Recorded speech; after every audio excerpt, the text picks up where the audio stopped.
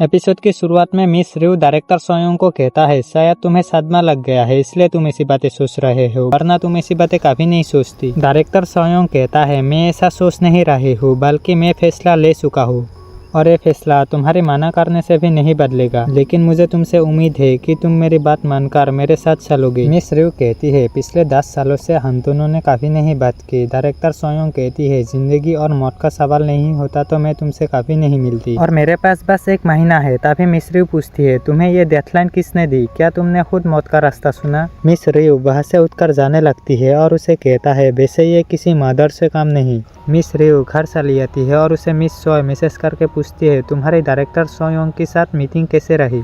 Miss रिव बताती है, मैं उसके साथ काम नहीं कर पाऊंगी, कोई और स्टोरी ढूंढते हैं। और उसके बाद नेक्स्ट डे का सीन दिखाया जाता है। मिस रिव एक लाइब्रेरी पर होता है, तभी उसके पास एक कॉल आता है। एक आदमी उसे एक जगह की लोकेशन भेजकर कहता है, मुझे तुमसे कुछ जरूरी बात करनी है। मिस रिव वहाँ पर जाकर देखता है तो वहाँ पर एक लॉयर था। वो लॉयर मिस रिव के हाथ पर कुछ कागजात देती है। मिस रिव पूछती है, ये सब क्या है? वो लॉयर बताता है, ये वो प्रॉपर्टी है जो डायरेक्टर सोयोंग आपके नाम करना चाहती है। मिस रिव कहती है, मेरे नाम? वो लॉयर कहती है, मैं आपकी हैरानी समझ सकती हूँ। सांगसुदोंग की इस बिल्डिंग की कीमत कम से कम 13 बिलियन वॉन होंगी और आप अगर इसे किराए पर दोगी तो महीने में 40 मिलियन वॉन आराम से मिल जाएगी। मिस रिव कहता है, लगता है यही आपका जरूरी मैटर है जो आप मुझे फोन पर बताने से इनकार कर रहे थे।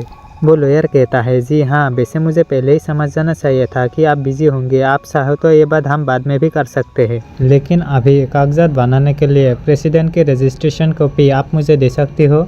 तभी मिस रिव डायरेक्टर सोयोंग को कॉल करती है। सोयोंग कॉल नहीं उठाता। लॉयर को पूछती है, सोयोंग अभी कहाँ पर है? लॉयर बताता है, वो अभी घर पर है। मिस रिव डायरेक्टर सोयोंग से मिलने के लिए घर आती है, लेकिन घर के बाहर ही एक लेडी मिस रिव को रोककर कहती है, माफ कीजिएगा मैडम, डायरेक्टर सोयोंग अभी किसी से मिलने की हालत में नहीं है।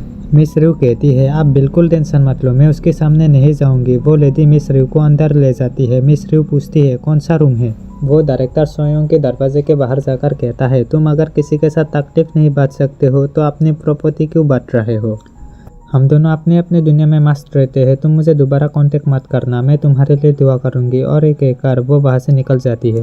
मिस रिव घर आकर डायरेक्टर सोयोंग के बारे में ही सोच रहा था। वो सोच रहा था, मुझे डायरेक्टर सोयोंग के ऊपर इतना गुस्सा क्यों आ रहा है? इसका कारण ये हो सकता है डायरेक्टर सोयोंग इतना दर्द में होने के बाद भी मिस रिव से मिलने से मना कर दिया, या फिर डायरेक्टर सोयोंग के लिए कुछ ना कर पाने की बेबसी और झुंझुलाहट थी। इसलिए मिस रिव डायरेक्टर सोयोंग और उसके बारे में कहानी लिखने की फैसला लिया। इसका अंजाम चाहे कुछ भी हो, लेकिन मिस रिव पीछे नहीं हटेगी। मिस रिव और डायरेक्टर सोयोंग के पास का सीन दिखाया जाता है। उस दिन एग्जाम का रिजल्ट आया था। मिस रिव अपने दोस्तों के साथ एग्जाम का रिजल्ट देखने के लिए गई और उसे पता चला वो स्कूल में टॉप 10 में है और उसकी दोनों दोस्त मिस रिव को टॉप 10 में देखकर बहुत खुश हो रहा था और उसे कह रहा था, तुझे क्या टॉप 10 में आने की जरूरत थी? और उसके बाद मिस रिव डायरेक्टर सोयोंग के रिजल्ट को देखने लग जाती है और उसे पता चलता है डायरेक्टर सोयोंग को 100 में से 100 मिली है। उसकी दोस्त कोनामी उसको कहती है, इतना नंबर सिर्फ सपने में ही मिलती है। मिस रिव कहती है, वो इंसान नहीं, पक्का कोई एलियन होगा। कोनामी उसको कहती है, वैसे तुमने ठीक ही कहा, तुम भी एक छोटी मोटी एलियन ही हो। स्कूल में टॉप 10 में आना छोटी मोटी बात नहीं है। और वो तीनों क्लास में आ जाती है। कोनामी सोयोंग को क्लास में देखकर कहती है, रिजल्ट देखने भी नहीं आए, जैसे इसे पहले से ही सब पता हो। और ये तीनों आकर क्लास में मस्ती करने लगती है। सोयोंग इन तीनों को ही देखे जा रहा था, क्योंकि दोस्तों सबको चाहिए।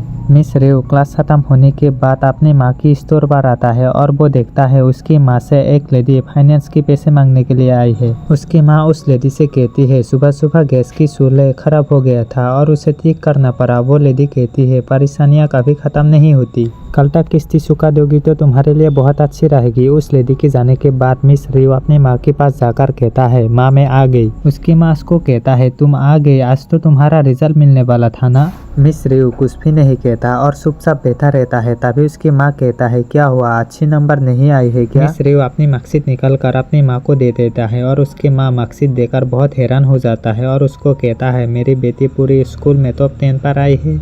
मिस रिव अपनी माँ को कहता है तो मुझे आप कंप्यूटर मत दिलाना। उसकी माँ उसको कहता है क्यों, तुमने तो कहा था सिर्फ हमारे घर में ही कंप्यूटर नहीं है। मिस रिव कहती है अभी नहीं, जब नया मॉडल आएगा तब दिला देना। उसकी माँ उसको कहता है लेकिन मैंने तो तुमसे वादा किया था। मिस रिव कहता है तो आप मुझे कपड़े के लिए पैसे दे दो। उसकी माँ कहता है तुम्हें कपड़े चाहिए। मिस रिव कहता है हाँ, फील्ड ट्राइब टैलेंट शो के लिए। और उसके बाद रिहर्सल का सीन दिखाया जाता है। कोनामी मिस रिव और दूसरे दोस्त को डांस करना सिखा रहा था। जब कोनामी इन दोनों के ऊपर ध्यान देता है तो ये दोनों अलग अलग स्टेप से डांस कर रहा था। कोनामी जाकर सॉन्ग को बंद कर देता है और इन दोनों को कहता है, कोनामी इन दोनों को कहता है तुम दोनों से हिला भी नहीं जा रहा है। मिस रिव कहता है हमारे लिए बहुत मुश्किल है। कोनामी कहता है बच्चों वाला स्टेप है, बस ऐसे गोल गोल घूमना ही तो है, अपने पैर ऐसे मोड़ो और ऐसे घूमो।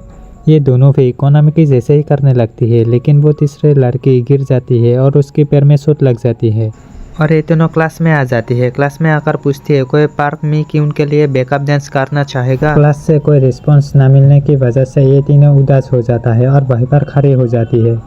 और थोड़ी देर वहाँ पर उदास खड़े रहने के बाद वहाँ पर सोंग योंग आ जाती है और उन लोगों को कहता है क्या मैं तुम लोगों की टीम ज्वाइन कर सकती हूँ। ये तीनों भी उसे एक्सेप्ट कर लेती है और उसके बाद शो का सीन दिखाया जाता है जहाँ पर कोनामी गाना गा रहा था और उसके पीछे मिस रिव और सोंग योंग डांस कर रहा था। शो खत्म होने के बाद मिस रिव अपने दोस्तों के साथ फोटो खींच रहा था। सोंग योंग थोड़ी दूर खड़ा होकर इन तीनों को ही देखे जा रहा था। थोड़ी देर बाद मिस रिव सोंग योंग को नोटिस करती है और उसके पास जाकर कहती है चलो फोटो हो जाए, और ये सारों मिलकर फोटो खींचती है। सोंग योंग और मिस रिव की वहीं पर दोस्ती हो गई थी और कुछ दिन बाद का सीन दिखाया जाता है। मिस रिव सोंग योंग की घर आई हुई थी। डायरेक्टर सोयोंग मिस रिव को घर बुलाकर ले जाती है और कहती है ये मेरे भाई का कलेक्शन है, तुम्हें जैसा ये ले लो। मिस रिव एक ही रूम में इतना सारा कलेक्शन पहली बार देखा और उसके बाद वो दोनों टीवी देखने चली जाती है।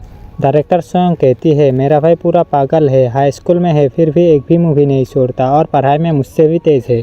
तभी वहाँ पर टीचर यूं आ जाती है। मिस रिव टीचर को देखकर उसके पास जाती है। टीचर कहती है तुम कितने बड़े हो गए हो, मैंने तुम्हें कितने दिन बाद देखा, और ये कहकर वो उसे गाले लगा लेते हैं। डायरेक्टर सोयोंग को उसकी माँ और मिस रिव ऐसे इग्नोर करता हुआ देखकर वो टीवी बंद कर देती है। थोड़ी देर बाद टीचर यून मिस रिव और सोंग योंग को खाना देती है। टीचर यून मिस रिव से पूछती है तुम्हारा माँ का स्टोर अभी कैसा चल रहा है। मिस रिव कहती है वो कभी बताती नहीं है, स्टोर खोलने के बाद काफी काम लोग आता है वहाँ पर। सोंग योंग कहती है मुझे नहीं खाना। टीचर यून मिस रिव को कहती है तुम शुरू करो, जब सोंग योंग को भूख लगेगी वो खुद खा लेगी।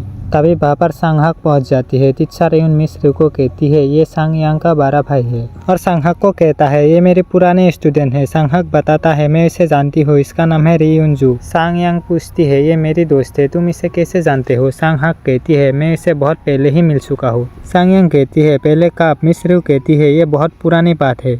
बहुत देर तक बातचीत करने के बाद मिस रिव घर जाने के लिए निकलती है। तभी टीचर यून सोंगहाक को कहती है बहुत रात हो गई है, तुम मिस रिव को घर तक छोड़ दो। मिस रिव कहती है इसकी कोई ज़रूरत नहीं है, मैं चला जाऊंगी।